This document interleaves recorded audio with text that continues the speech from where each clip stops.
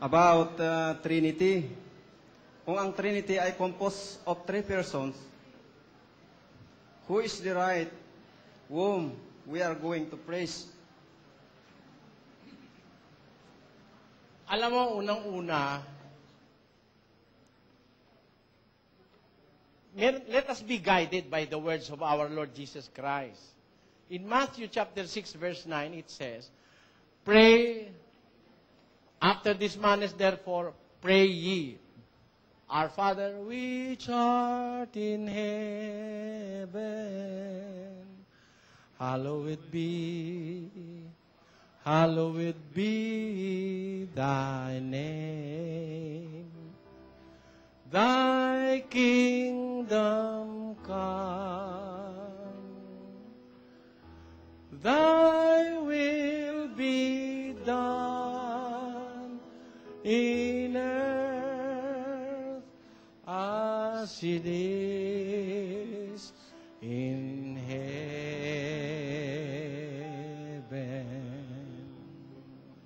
Siguro alam niyo yung kanta na yun, di ba? Give us this day our daily bread, and forgive us our debts as we forgive our debtors,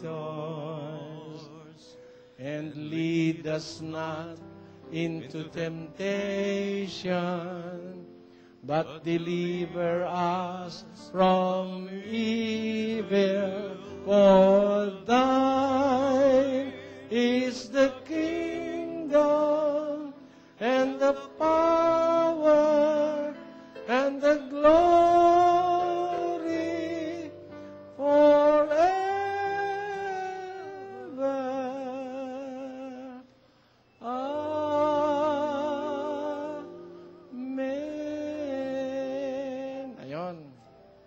Yun ang panalangin.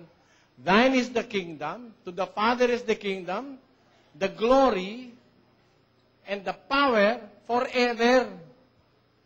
Ang lahat ng kapurihan sa Diyos yun eh. Ngayon, tinatanong mo, kung tatlo yung, if there are three persons in the Trinity, sinong pupurihin natin? Diba, yun ang gusto mong tanong, kapatid?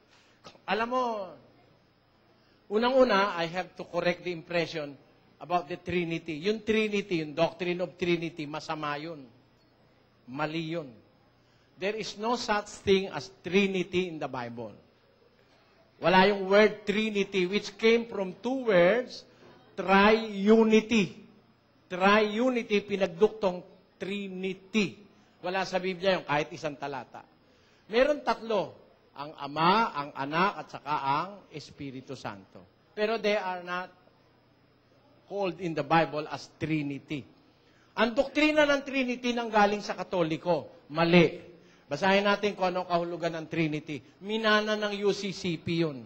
Basahin natin. Mula po sa aklat, The Faith of Our Fathers, page 1 sa chapter 1. Written by James Cardinal Gibbons. The Blessed Trinity, the Incarnation, etc. The Catholic Church teaches that there is but one God who is infinite in knowledge, in power, in goodness, and in every other perfection, who created all things by His omnipotence and governs them by His providence. In this one God, there are three distinct persons, the Father, the Son, and the Holy Ghost, who are perfectly equal to each other. Mali yun. I believe that there are three persons in the Godhead, the Father, the Son, and the Holy Ghost, but they are not three equal persons. Diyan equal sila eh. Sa Bible, hindi eh. Sabi ni Kristo, 10:29 of John, basa. My Father, which gave them me, is greater than all. My Father is greater than all. Than whom? Let us read 14:28 of the book of John. Ye have heard how I said unto you, I go away and come again unto you. If ye love me, ye would rejoice, because I said, I go unto the Father, for my Father is greater than I. Yan nyo? Equal ba yun?